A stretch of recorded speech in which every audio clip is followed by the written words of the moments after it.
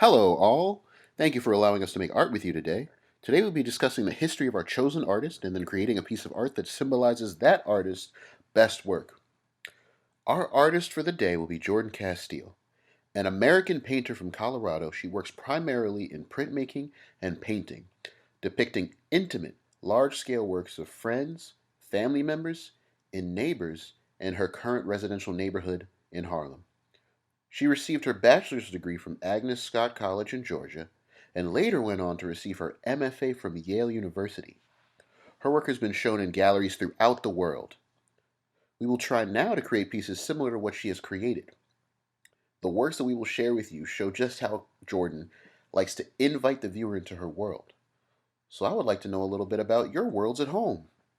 Today we'll be focusing specifically on the principle and idea of her self-portrait and creating one for ourselves. Today we will be using her self-portrait, which is 4.5 by 3.5 feet, made in 2012, as the work which we will be discussing. The mediums she used, or the materials, which is another word for medium, are oil paints and paper collage. This is an example of the work I would like you to make. This composition, which is another term for a piece of art, was inspired by the artist's ongoing battle with lupus, as she appears strong, fighting the disease that has been a part of her life for so long that it almost identifies her. She is proud of this, as it shows that she has almost a sense of pride in something that ails her, and that she's surviving it. She is a survivor. This invites us to visually learn something about the artist. I'd like to learn a little bit about you guys. So, what do you guys think about the piece? What part of this composition stands out to you? Visually, what about this piece makes you feel like you know more about Jordan than you did before? Have you thought about visualizing things that you believe identify you? Great! Using these visual keys, we can now begin constructing our portraits. First, grab any writing materials that you can find: pens, pencils, crayons, anything that you have available. Then if you can find some paper, either from notebooks from school or any paper you have lying around.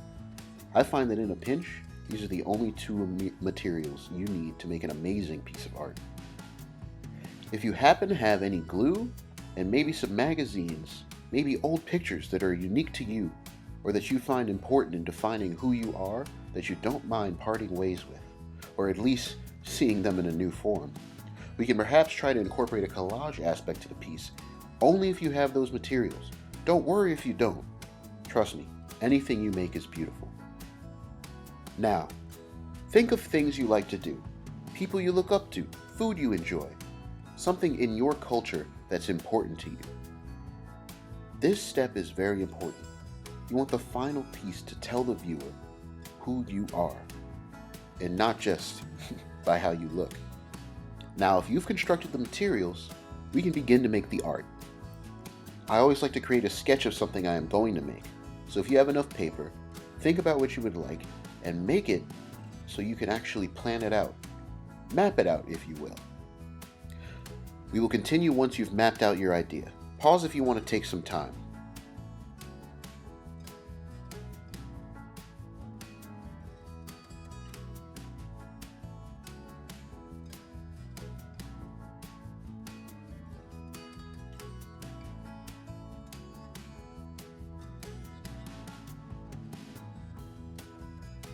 Are you ready to move on? Let's continue. Now, we are going to find a mirror. If you have one, then set up shop. I want you to draw a portrait using the medium that you have, be it pencil, pen, or even paint if you have some lying around at home. Create a portrait of yourself that if you were to show a stranger, they would learn something unique about you. Do not try to recreate Jordan's piece. We are all unique and our voices and styles are all different. Whatever you make, we and everyone at home will love. Now, if you have access to magazines or pictures that I discussed earlier in the video, you wouldn't mind parting ways with, try and create a collage aspect. Now, for those who might be confused and not understand collage, what I mean by that is, take those images, words, even patterns. Anything in those materials that you've gathered that you find speaks to you and maybe who you are. If you have a pair of scissors, though it's not required, maybe a steady pair of hands. I would like you to make sure to separate those images, separate those pictures, separate those pieces and shapes from the magazine or from the photographs, and what you're going to do is glue them to the background of your piece. This will help to show the viewers just what makes you individual.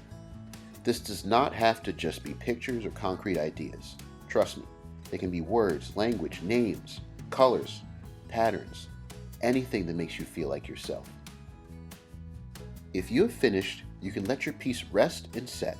I like to come back to it later and look at it with a fresh set of eyes. This gives me a whole new perspective on the piece of art that I have just created. If you come back and look and you think you're finished, I want you to sign your work.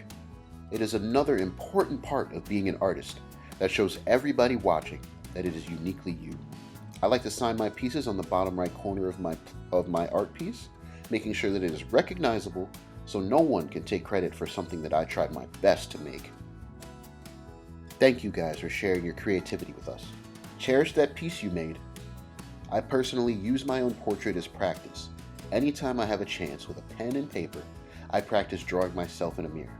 It is great practice for understanding structure, space, depth, and just how to structure a piece of art in general. It'll help you work with those keywords we learned today. Try and make as many portraits as you can. It's great for mastering your own artistry. I hope you had a good time making art with us. Like and subscribe, and we will see you next week.